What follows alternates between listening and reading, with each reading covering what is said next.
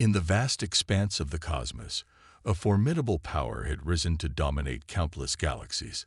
The Galactic Empire, as it was known, stood as a testament to the ambitions of its founders. For millennia, they had expanded their reach, conquering star system after star system, until their influence stretched across a significant portion of the known universe. The capital world of the empire, Zenithar, was a marvel of engineering and architectural prowess. Towering spires of crystalline materials reached towards the sky, their surfaces reflecting the light of 3 suns. The planet was encased in a shimmering energy field, a testament to the empire's technological superiority and paranoia. Emperor HFY, the latest in a long line of rulers, sat upon the cosmic throne. His 6 eyes, each a different color, surveyed the holographic displays before him.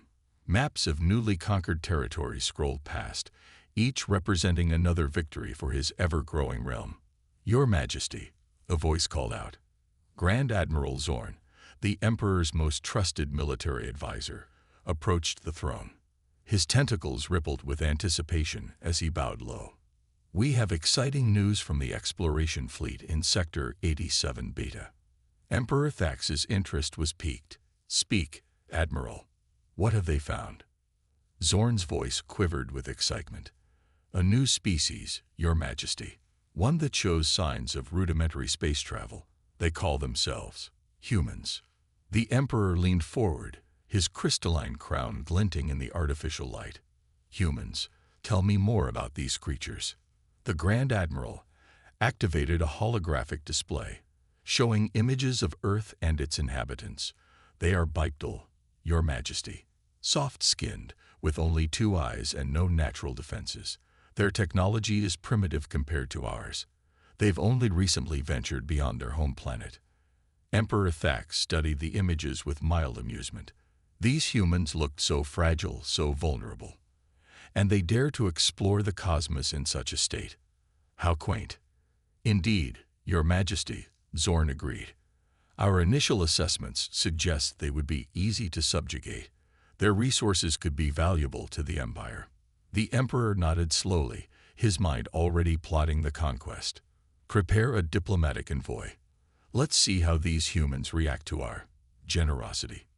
Weeks later, the Imperial envoy arrived in Earth's solar system. The massive ship, dwarfing anything humans had ever constructed, took up position near Mars. Its sudden appearance sent shockwaves through human society. On Earth, governments scrambled to respond. Military forces were put on high alert, and astronomers worked tirelessly to gather data on the alien vessel. The entire planet held its breath, waiting for first contact. The Imperial envoy's message, when it came, was broadcast simultaneously on all of Earth's communication channels. The alien face that appeared on screens worldwide was both fascinating and terrifying to human eyes. "People of Earth," the envoy began, its voice translated into every major human language. "We come on behalf of the Galactic Empire, rulers of 1,000 star systems. Your planet has been noted as a potential protectorate of our great realm." The message continued, outlining the benefits of joining the Empire: protection, technological advancements, and a place in a galactic community. But to those who could read between the lines, the truth was clear. This was not an invitation. It was an ultimatum. World leaders convened in emergency sessions. Military strategists analyzed every frame of the alien transmission, searching for weaknesses. Scientists redoubled their efforts to understand and replicate advanced technologies. In secret bunkers deep beneath the Earth's surface, a plan began to take shape. Humanity, faced with an overwhelming threat, started to unite as never before. Old rivalries were set aside, resources were pooled, and a global defense strategy was formulated. The Galactic Empire, in its arrogance, had made a critical mistake. They had underestimated the human spirit, the tenacity that had driven mankind from caves to the stars. As the aliens waited for Earth's submission, humanity prepared for war. In his opulent throne room, Emperor Thax received the report of Earth's continued resistance with amusement. "They refuse our generous offer," he mused, his multiple eyes blinking in sequence. How charming. Perhaps a small display of our power will change their minds. Grand Admiral Zorn, ever the voice of caution, spoke up. Your Majesty, perhaps we should not underestimate these humans. Our history shows that even seemingly primitive species can surprise us. The Emperor waved a dismissive hand. Your concern is noted, Admiral, but unnecessary. These humans are nothing more than a speed bump on our road to total galactic domination. Prepare the fleet. We'll give these creatures one last chance to submit before we crush them utterly. As the Imperial war machine geared up for what it thought would be a simple conquest, the humans of Earth worked tirelessly.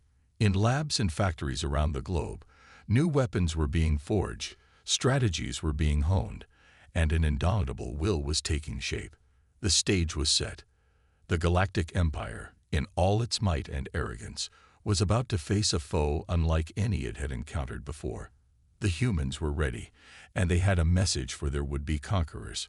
We warned them to run. As the Galactic Empire prepared its invasion force, Earth was a hive of activity. The human race, faced with an existential threat, had united in a way never before seen in its tumultuous history. In the depths of the Cheyenne Mountain complex, now serving as the headquarters for Earth's unified defense force, General Maria Chen pored over holographic displays. The room buzzed with activity as military personnel from every nation worked side by side. Status report, Chen barked, her eyes never leaving the tactical projections. A young lieutenant stepped forward. Ma'am, Project Phoenix is ahead of schedule. The first batch of advanced fighters will be ready for deployment in 48 hours. Chen nodded, a glimmer of hope in her eyes. Project Phoenix had been humanity's best-kept secret, a revolutionary spacecraft design that combined Earth's best technology with reverse-engineered alien tech from crashed scout ships. Meanwhile, in orbit around Jupiter, a small team of astronauts worked tirelessly to bring the Ganymede defense platform online. This massive ion cannon, disguised as a mining operation, was Earth's ace in the hole. Commander Yuki Tanaka floated in zero gravity, her hands flying over control panels. Come on, you beauty, she muttered, willing the ancient alien power core they'd discovered to interface with human technology. Suddenly, the platform hummed to life, its systems glowing with an otherworldly blue light. Tanaka's whoop of joy echoed through the comm channels. Earth Control, the GDP is online. I repeat, we have full power. Back on Earth, in labs scattered across the globe, scientists worked around the clock. Dr. Kwame Osi, leading a team in Accra, Ghana, had just achieved a breakthrough in quantum communications. This technology would allow Earth's forces to coordinate instantly, regardless of distance. It works. Osa exclaimed, his team erupting in cheers. Get me General Chen. This changes everything. As humanity prepared, the Galactic Empire's invasion force entered the solar system.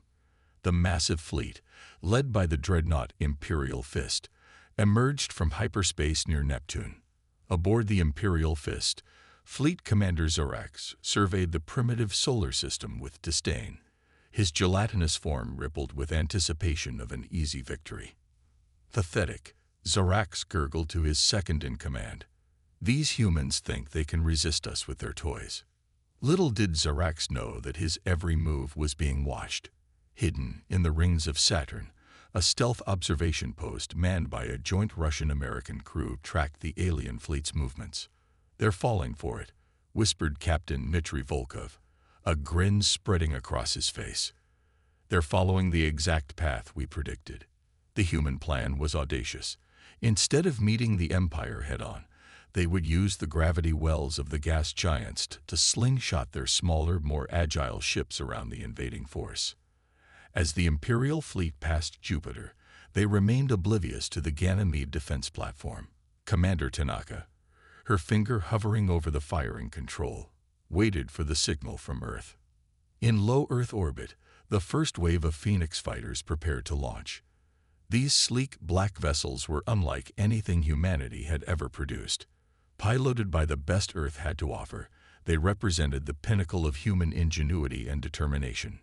Colonel Juan Martinez, leader of the Phoenix Squadron, addressed his pilots.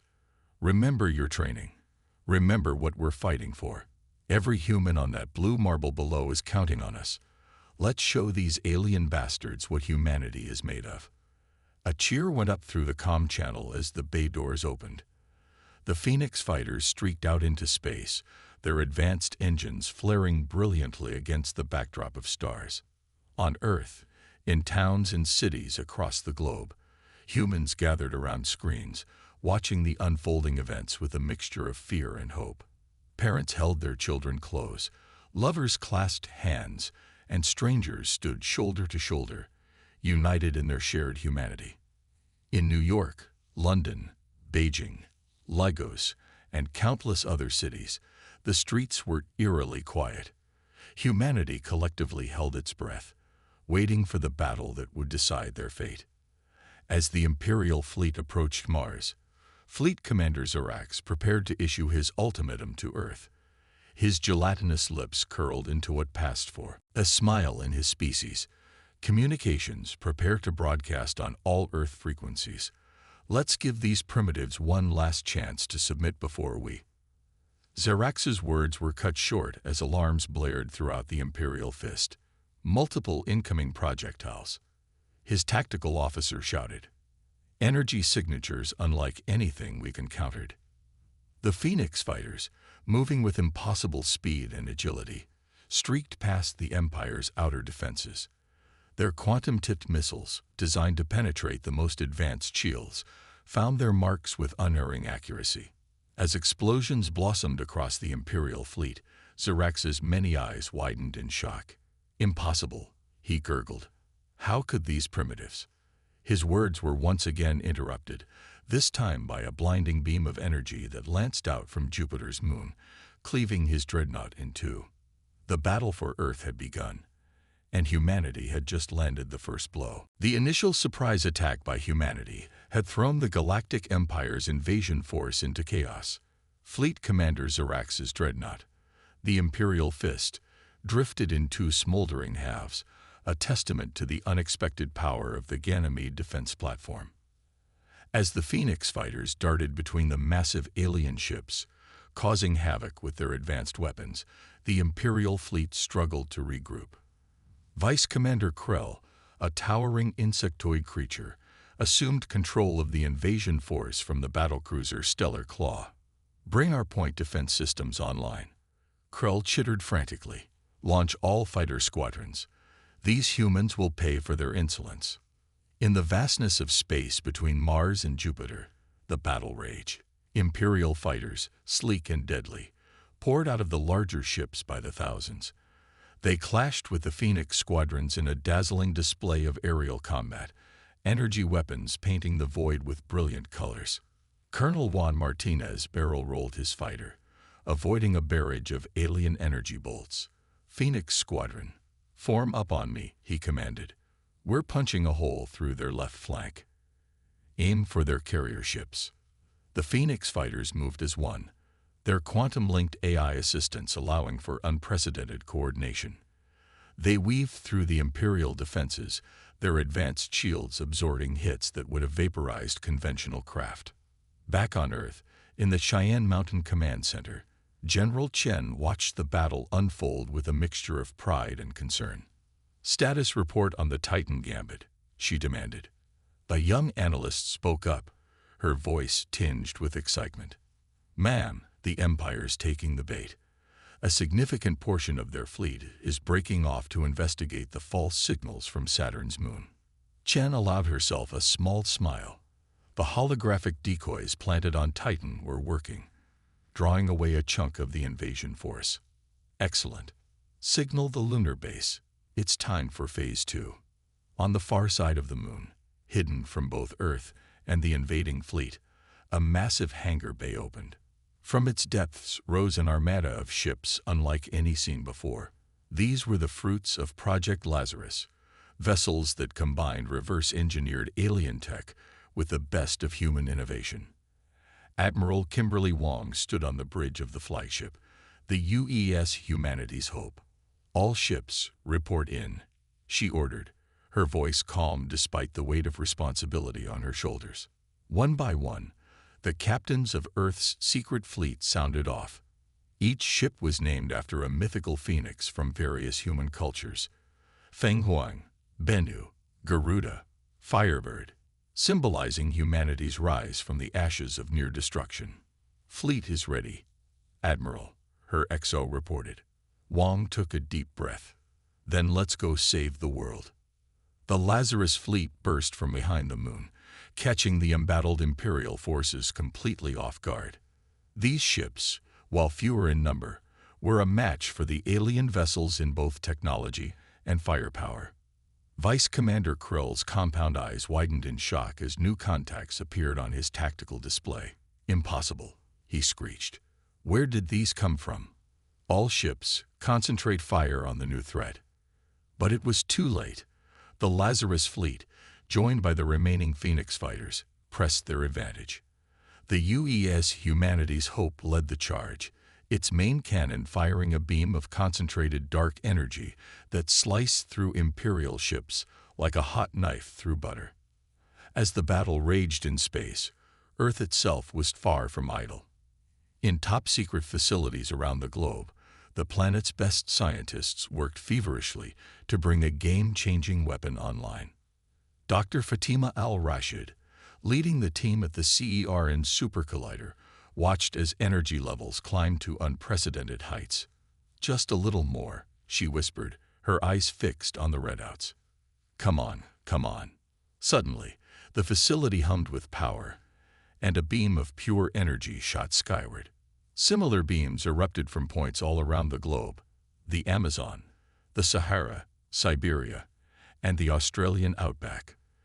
These beams converged in low Earth orbit, forming a shimmering, translucent shield around the planet.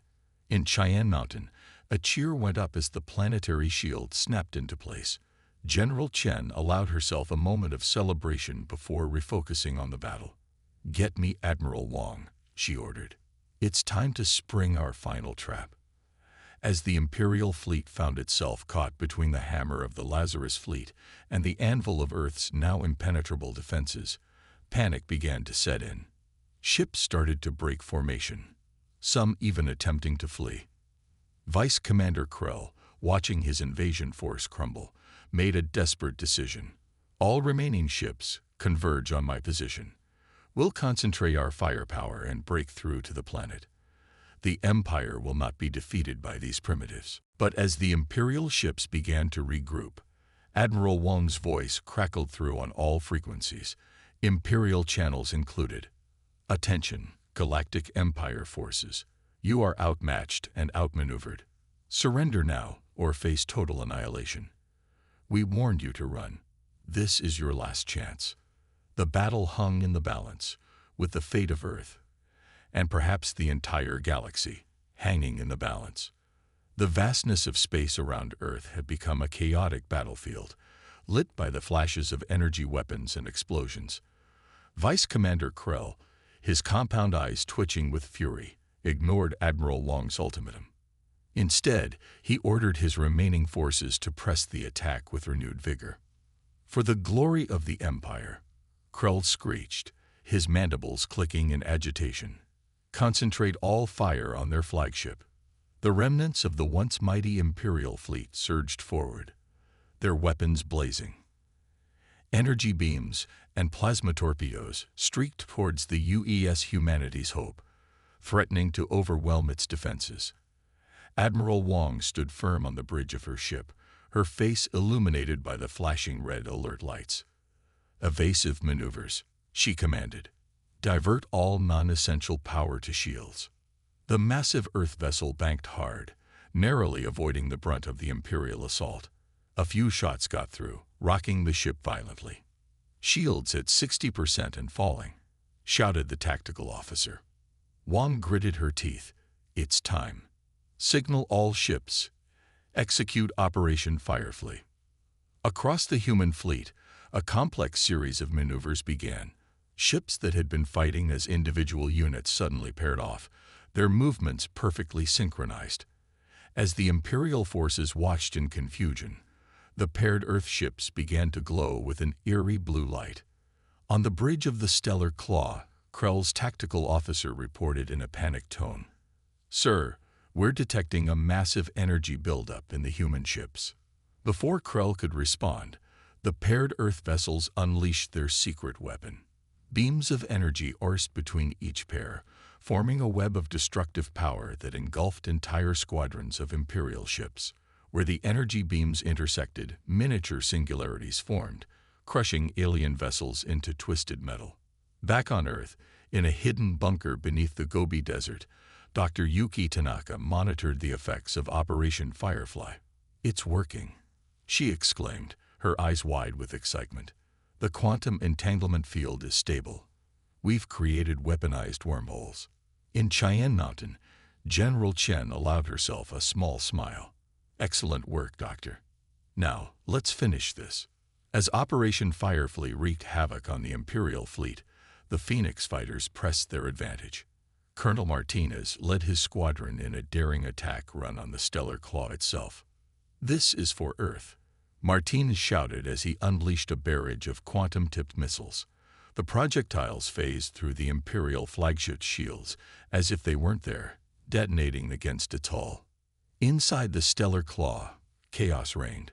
Krell stumbled as his ship shuddered under the impact. Alarms blared, and crew members of various alien species rushed to contain the damage. "Shields are down," an officer reported. "Multiple hull breaches on decks 5 through 12. Krell's compound eyes darted frantically between holographic displays showing the battle. The remnants of his once proud fleet were being systematically destroyed or disabled by the human forces. The Empire's technological superiority, which they had taken for granted, now seemed laughably inadequate. In a moment of clarity, Krell realized the magnitude of their mistake. They had grossly underestimated these humans, assuming their relative isolation in the galaxy equated to weakness. Now, they were paying the price for their arrogance. With a heavy heart and a bitter taste in his mandibles, Krell made the hardest decision of his life. "All Imperial forces," he broadcast on all frequencies. "This is Vice Commander Krell. We surrender. Cease all hostile actions immediately." A stunned silence fell over both fleets as the order was relayed. Slowly, the weapons fire died down, leaving only the drifting wreckage of destroyed ships. Admiral Wong's voice crackled over the comms. "Imperial forces, power down your weapons and prepare to be boarded. Any ship that does not comply will be destroyed. This is not negotiable." As Earth ships moved to secure their vanquished foes, cheers erupted in command centers and cities across the planet. Humanity had faced its greatest challenge and emerged victorious.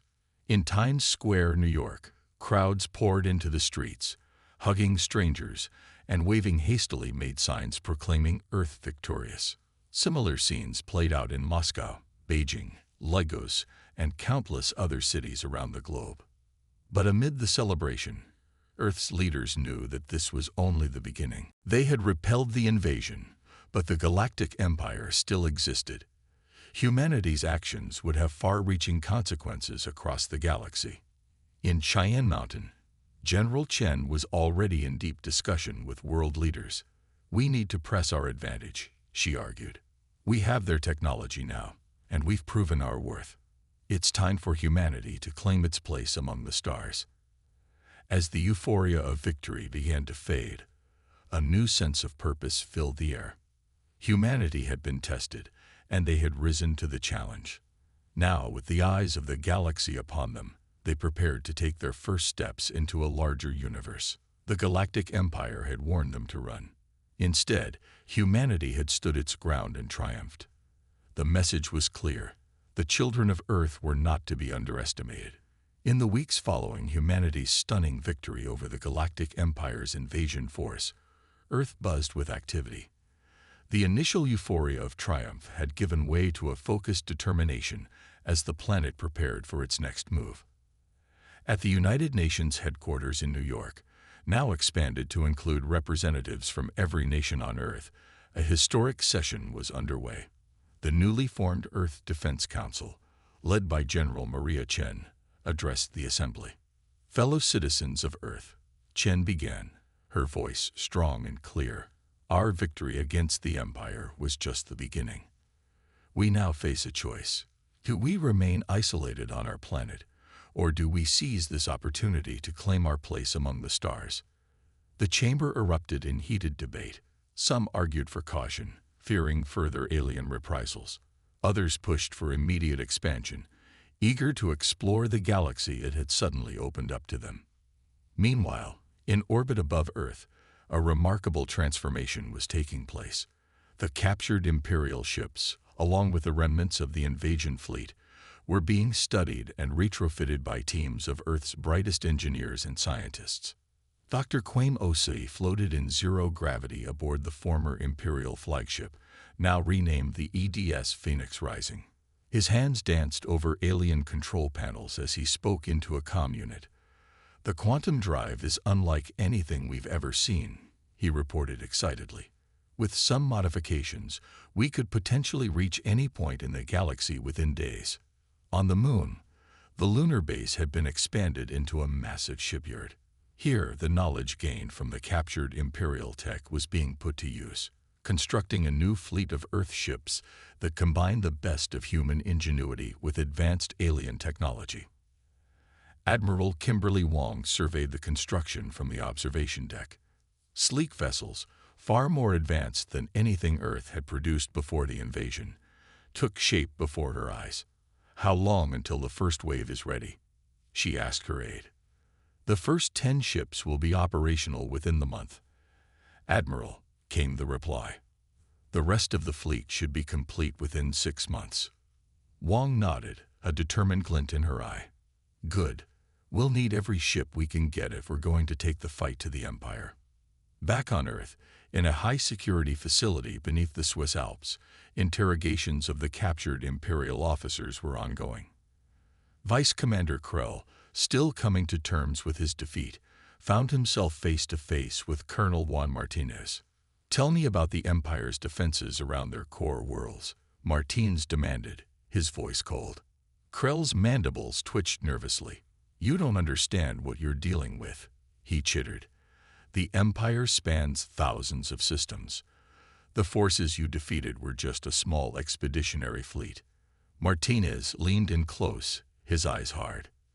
"Then it's a good thing we're quick learners." As Earth prepared for its next move, ripples of the failed invasion spread across the galaxy. On distant worlds, news of the Empire's defeat at the hands of a previously unknown species sparked hope among oppressed populations and fear among Imperial loyalists. On Zenithar, the Empire's capital world, Emperor Thax VI raged in his crystal palace. "Impossible," he roared, his 6 eyes flashing with fury. "How could these primitives have defeated our forces?" Grand Admiral Zorn, his tentacles quivering with fear, tried to calm the Emperor. "Your Majesty, perhaps we should sue for peace. These humans have proven to be far more formidable than we anticipated." Thax whirled on his advisor, all 6 eyes narrowing dangerously. "Peace? Peace. We are the Galactic Empire. We do not sue for peace with lesser beings." As the Emperor ranted, plans were already being drawn up for a massive retaliatory strike against Earth. Little did they know that humanity was not sitting idle. In a secret facility beneath the Pacific Ocean, Dr. Fatima Al-Rashid and her team worked tirelessly on Project Starfall. "If we can successfully harness the power of a neutron star," she explained to General Chen via holographic communication, "we'll have a weapon capable of destroying entire fleets with a single shot." Chen nodded gravely. "Keep working, Doctor. We'll need every advantage we can get." As these preparations continued, Earth's first diplomatic mission to other alien races was being organized. The goal was to form alliances, gather intelligence, and potentially find allies in the coming conflict with the Empire. Ambassador Yuki Tanaka, chosen to lead this crucial mission, stood before a mirror, adjusting her formal attire. The weight of her responsibility was palpable. She would be the face of humanity to the galaxy, tasked with forging the relationships that could determine the fate of her species. As Tanaka boarded the sleek diplomatic vessel EDS Olive Branch, she carried with her the hopes and dreams of billions. Earth was no longer just a small blue planet in an unremarkable corner of the galaxy. It was now a rising power, ready to challenge the dominion of the Galactic Empire. The message was clear. Humanity would not run. They would not hide. They would meet the challenges of the galaxy head-on, with courage, ingenuity, and an indomitable spirit that had already shaken the foundations of an interstellar empire. The next chapter in human history was about to be written among the stars. As the EDS Olive Branch glided silently through the vast expanse of space, Ambassador Yuki Tanaka stood on the bridge, her eyes fixed on the swirling colors of a distant nebula. The ship, a marvel of human-alien hybrid technology, was en route to the neutral world of Xanadu, where representatives from various galactic civilizations would gather. "Ambassador," the ship's AI announced, its voice calm and measured, "we will reach Xanadu in approximately 6 hours."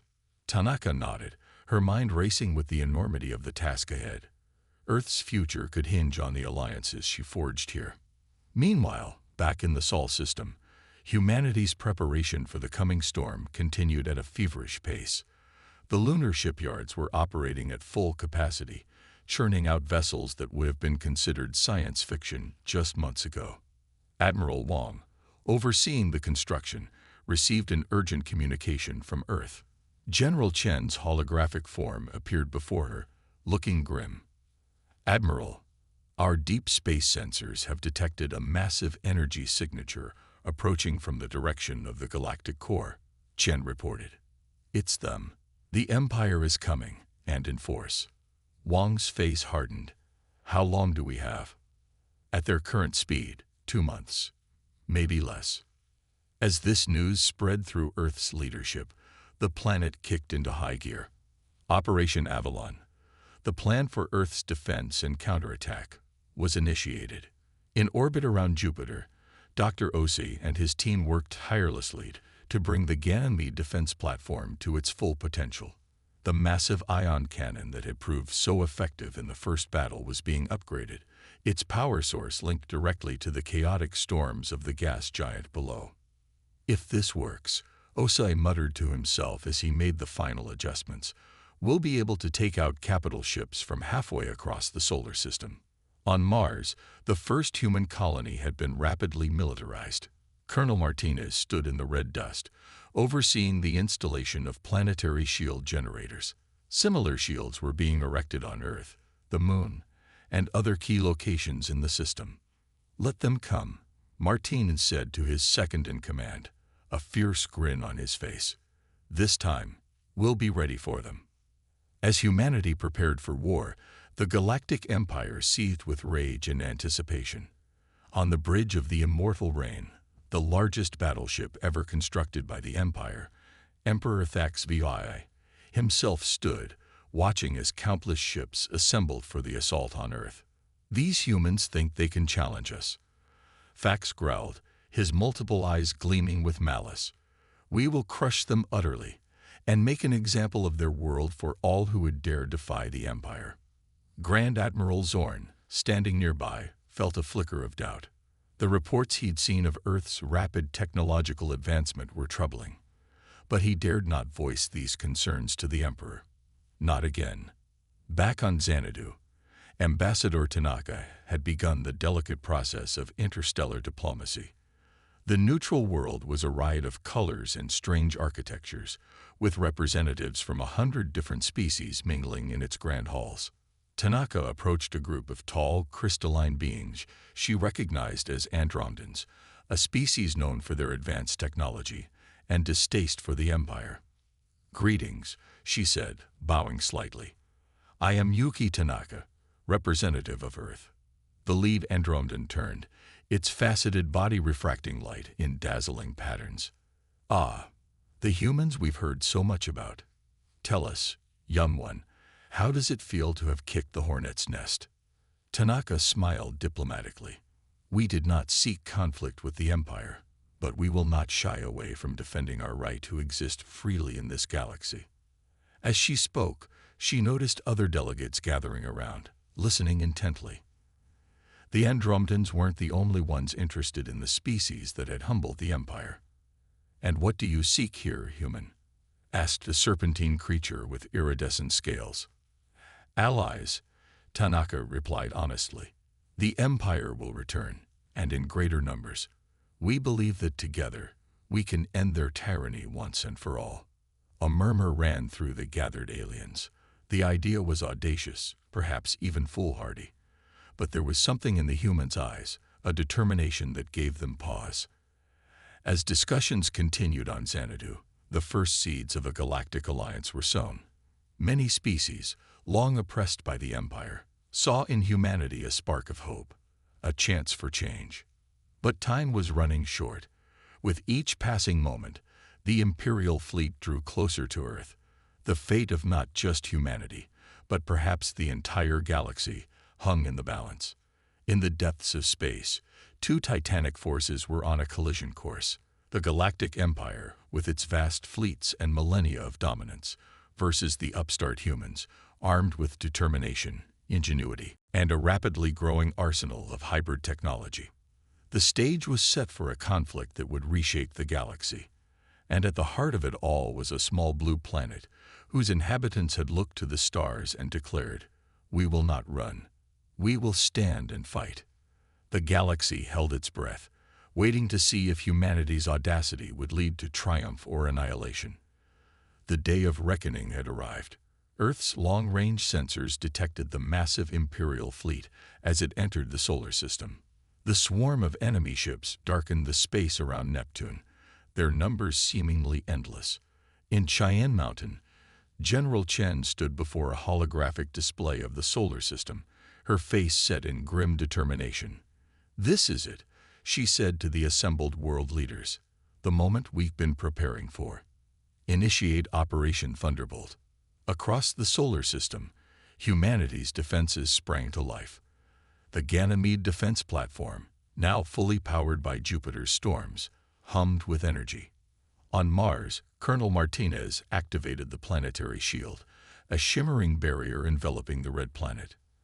Admiral Wong's voice crackled over the comms from her flagship, the EDS Defiant. "All ships, battle formations. Remember your training. We are humanity's last line of defense."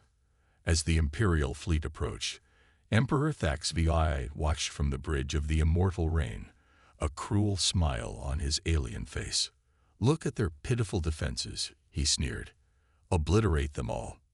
The battle began with a blinding flash, as the Ganymede defense platform fired its main cannon. The beam of concentrated energy tore through the front lines of the Imperial fleet, vaporizing dozens of ships instantly. "Impossible!" Thax roared as his ships exploded around him. "All ships, advance. Crush these insolent humans." The space between Mars and Jupiter became a chaotic maelstrom of energy beams, missiles, and explosions. Earth's ships, though outnumbered, fought with a ferocity that surprised the Imperial forces. The Phoenix fighters darted between larger vessels, their quantum-tipped weapons wreaking havoc on enemy shields. On Earth, Dr. Fatima al-Rashid watched the battle unfold from her command center beneath the Pacific. "Project Starfall is ready," she reported to General Chen. "Awaiting your command." Chen nodded gravely. "Do it."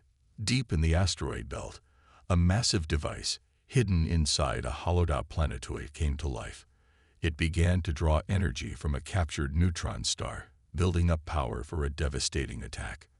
As the battle raged, Ambassador Tanaka's diplomatic efforts bore fruit. Suddenly, new ships began appearing on the edge of the solar system, allies answering Earth's call for help. The Andromedans arrived first, their crystalline ships refracting sunlight in dazzling patterns. They were followed by the Serpentine Draconians, the Ethereal Nebulans, and a dozen other species, all united against the Empire's tyranny. Grand Admiral Zorn saw the new arrivals and felt a chill run down his tentacles.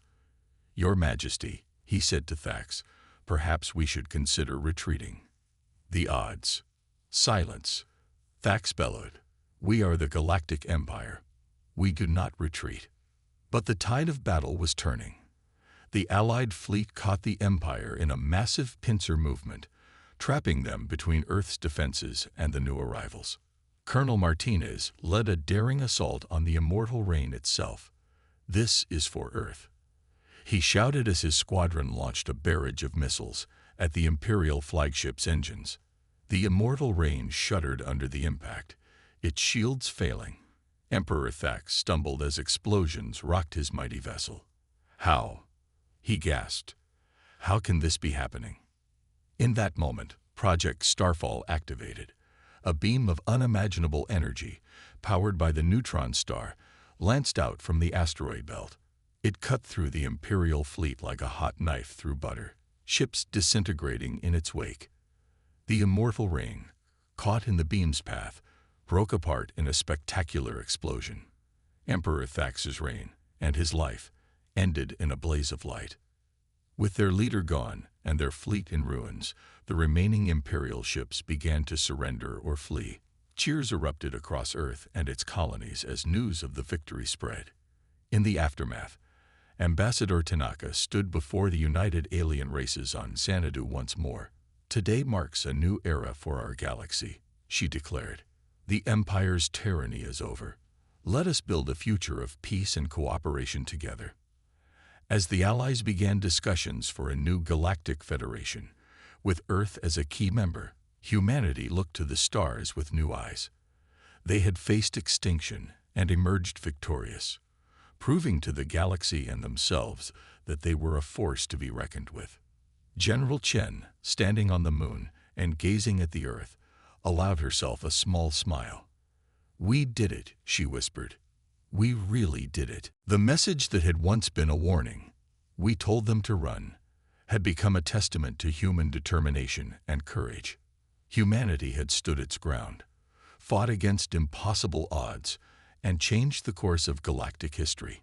As the sun rose on a new day, Earth and its people stood tall, ready to take their place among the stars. The galaxy would never be the same, and the legend of the small blue planet that defied an empire would be told for generations to come. The Galactic Empire had warned them to run. Instead, humanity had chosen to stand and fight. And in doing so, they had not only saved themselves but had liberated a galaxy.